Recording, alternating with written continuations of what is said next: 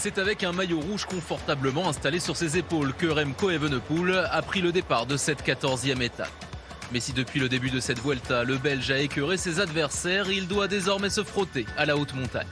Je pense que l'arrivée d'aujourd'hui est un peu plus dure que celle de demain, mais demain c'est l'altitude. Donc 2 journées de plein de focus et concentration. Mais il faut attendre la deuxième moitié de l'étape avant de voir la route s'élever.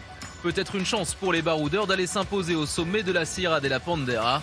Ils sont donc nombreux à vouloir prendre la bonne échappée et ça roule vite, très vite. 48 km/h de moyenne sur la première heure de course. Voilà, il a fallu plus de 80 km avant que cette échappée se débloque. Puis vous assurez qu'un paquet de coureurs attendaient qu'une chose, qu'une échappée se développe. Ils sont 10 à avoir décroché un bon de sortie. Parmi eux, 3 Français, Clément Champoussin, Bruno Armirail et Kenny Elissonde. Et puis les 2 derniers vainqueurs d'étape sur cette Vuelta, Richard Carapaz et le maillot vert Mats Pedersen. Vainqueur jeudi, Carapaz pourrait bien tenter cette fois-ci un rapproché au classement de la montagne. Il passe en tête du premier grimpeur de 3e catégorie devant Luis Leon Sanchez et Kenny Elissonde. Mais avec 4 minutes 25 d'avance à moins de 40 km de l'arrivée, l'Équatorien et ses compagnons d'échappée peuvent également rêver à la victoire d'étape. Et la fameuse question, combien il faut aller échapper au pied de la Sierra de la Pandera pour aller chercher la victoire?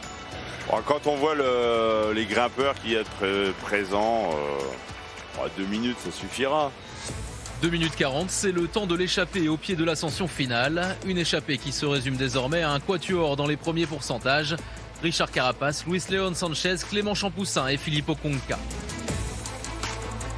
Derrière, c'est la Jumbo-Visma qui durcit la course. Chris Harper travaille pour Primoz Roglic qui attaque à 4 km de l'arrivée.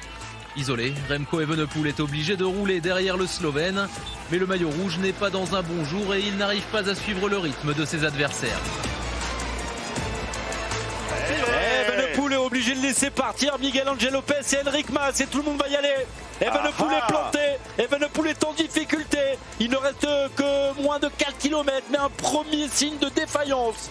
Roglic et Lopez font le trou, Mas n'arrive pas à suivre. Devant, Richard Carapaz résiste et s'offre une deuxième victoire en 3 jours. L'ancien vainqueur du Giro qui s'offre une victoire de prestige, il s'impose à la Sierra Pandera. Evenepoel concède 48 secondes à Roglic. Le Belge conserve son maillot rouge mais a montré des premiers signes de faiblesse à la veille de l'une des plus grosses étapes de cette Vuelta.